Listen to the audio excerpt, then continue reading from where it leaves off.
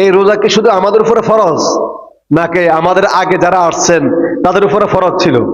কামা কুতিবা আলাল্লাযিনা মিন ক্বাবলিকুম, আল্লাহ পাক বলছেন তোমাদের পূর্ববর্তীদের উপরও রোজার বিধান ছিল, তারাও রোজা রেখেছে, কিন্তু তাদের রোজার ধরন কি ছিল, পদ্ধতি কি ছিল, কয়দিন রোজা রেখেছেন সেইটা হাদিসে কোরআনে স্পষ্ট পাওয়া যায় না, কিন্তু তারা রোজা রেখেছেন। কিন্তু তারা কি এক মাস রেখেছেন সেটা আমরা জানি না। তাদের রোজার ধরনটা কেমন ছিল, পদ্ধতি কেমন ছিল, সেটা আমাদেরকে জানানো হয় না। এক এক উম্মতের এক একভাবে পদ্ধতিতে রোজা আল্লাহ তাআলা ফরজ করেছেন। হয়তোবা আমরা যে পদ্ধতিতে রোজা রাখছি এই পদ্ধতিতে কোনো উম্মতের উপরে রোজা ফরজ ছিল না, কিন্তু রোজা ছিল। রোজা কি ছিল এই সিস্টেমে ছিল না, বা এক মাস লাগাতার এরকম ছিল না। আমাদের উপরে আল্লাহ তাআলা করেছেন কেন? লাআল্লাকুম তাত্তাকুন, যাতে করে আমরা মুত্তাকি হতে পারি। মুত্তাকি কাকে বলে? যার ভিতরে তাকওয়া আছে। তাকওয়া কি জিনিস? তাকওয়া মানে আল্লাহকে ভয় করা। তাকওয়া মানে কাকে ভয় করা? আল্লাহকে ভয় করা। যেই ব্যক্তির মধ্যে তাকওয়া ঢুকবে সেই ব্যক্তিকে ফরহেজগার বলা হয়। যেই ব্যক্তির মধ্যে কি ঢুকবে? তাকওয়া ঢুকবে, সেই ব্যক্তিকে কি বলে? ফরহেজগার। ফরহেজগার মানে কি? সে সব গুনাহ থেকে নিজেকে ফারেক করেছে, ফরহেজ করেছে, সমস্ত গুনাহ ছেড়ে দিয়েছে। গুনাহ থেকে, গুনার মধ্যে সে কি প্রবেশ করছে না, গুনাহ থেকে সে অনেক দূরে।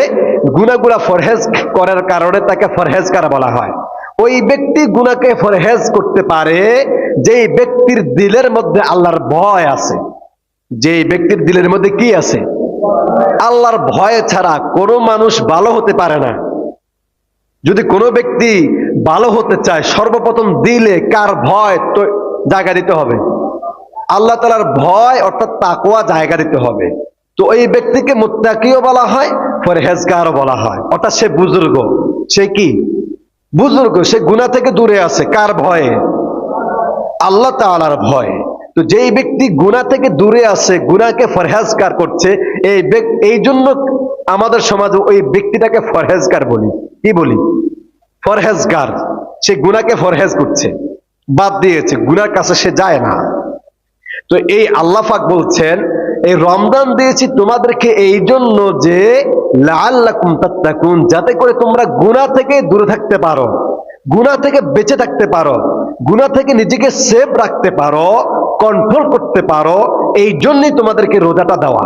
তাহলে যেই ব্যক্তি রোজা পাওয়ার পরে, সিয়াম সাধনা করার পরে গুনাহ থেকে দূরে থাকলো, সেই ব্যক্তি রমজানের হক আদায় করলো, ওটা সে মুত্তাকি হয়ে গেল। লাআল্লাকুম তাত্তাকুন, সে তাকওয়া অর্জন করছে। কি অর্জন করছে? তাকওয়া। আর যেই ব্যক্তি রোজা থাকার পরেও, রমজান পাওয়ার পরেও নিজেকে গুনাহ থেকে কি বাঁচাইতে পারলো না, আত্মরক্ষা করতে পারলো না, সেই ব্যক্তি তাকওয়াবান হতে পারলো না। আমার কথা কি বুঝেন আপনারা?